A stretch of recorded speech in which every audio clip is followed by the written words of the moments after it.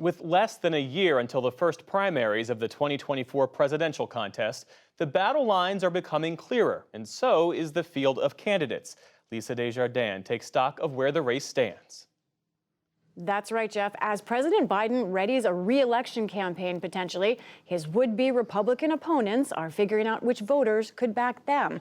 It's the focus of a new PBS NewsHour NPR Marist poll. Domenico Montanaro is senior political editor and correspondent at NPR, and he's here to walk us through some of the results. It's great to see you again. Good to be back, Lisa. Let's start with Mr. Biden, who is considering his re-election campaign. Or not? What do these numbers say about him? Well, I think everyone widely expects that Biden is going to run for re-election. And I think that that's actually had a big, effect on Democrats and Democratic-leaning independents who in this poll now, for the first time, are saying, a majority saying that they feel like their best shot in 2024 is with Biden and not with someone else. You can see Biden's approval rating is now up to 46%, ticked up a bit after his State of the Union address. He's also up to 49% with registered voters. The 46% is the highest he's been in a year. The 49% is the highest he's been since the Afghan withdrawal. So good news for President Biden as he's heading into what's going to be expected to be a campaign re-election.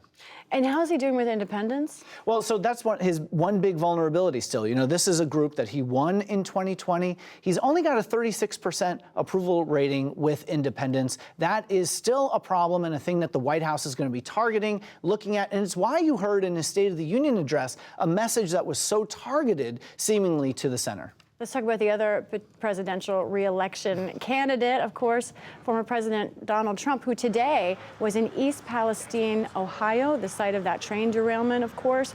They're making a pitch saying he was trying to help out the community, talking about his criticisms of the Biden administration.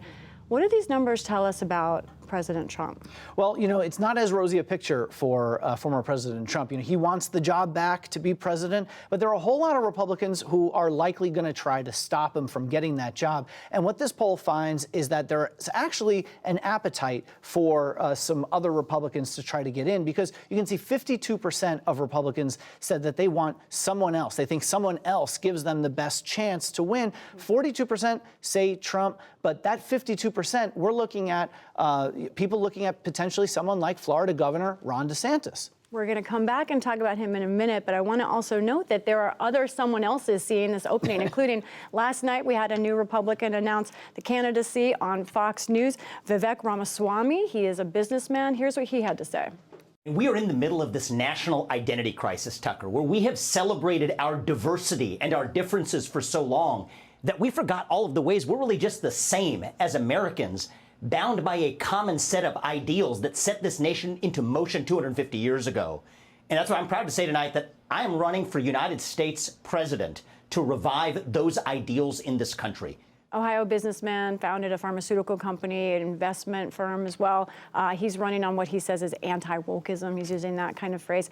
But I think a lot of folks, when they say someone else, at the top of that list from polling right now is Florida Governor Ron DeSantis. What do we see about him in this poll? Right. And I think, though, the biggest issue for Trump, when you look inside these numbers of people saying that they don't want him or don't think that he's the best fit for 2024, he's really struggling with white collar voters, people who make more than $50,000 a year, people who are college graduates. And these are all people who DeSantis is actually doing well with. When you look at Trump's numbers and DeSantis's numbers, it's like they're mirror images of each other when you look inside their favorability ratings. You can see with voters without a college degree, Trump does better.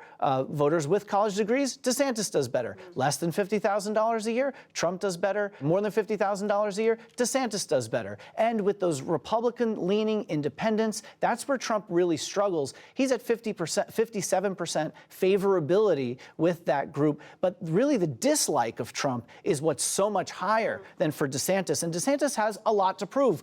Look, this is very early. We have to say that there is room for a anti-Trump candidate who can appeal to those white-collar workers. But the problem is, how many of them are going to get in? If they flood the zone, a multi-candidate environment is something that could ultimately help Trump, because he does have a share of the pie. I used to say in 2016 that seems like it's made of titanium. Maybe the metal is melted a little bit, but he still has a very sizable chunk of Republicans. And if a lot of other Republicans flood the zone, it could give Trump an easy path to nomination. Someone getting attention as well, Senator Tim Scott of South Carolina. He was in Iowa today. He hasn't announced yet. But this poll does ask about someone who did announce, which is former South Carolina Governor Nikki Haley, and also someone who presumed is interested, former Vice President Mike Pence. What do we say briefly about those two? Well, two things on each of them. Haley, the biggest issue for her is that 46% say that they're unsure about her. It means she's got a lot to prove. Pence, really not as well liked as either DeSantis or Trump, and that includes with white evangelical Christians who are supposed to be Pence's base. Haley, more room to grow, though. We'll see what happens. Domenico Montanaro, thank you so much. Thank you for having me. And our thanks to Lisa Desjardins. Tomorrow we'll have more results from our poll, including views on some of the biggest issues facing Congress, like the debt limit and aid to Ukraine. And you can, of course, read more of the poll's findings on our website, pbs.org/newshour.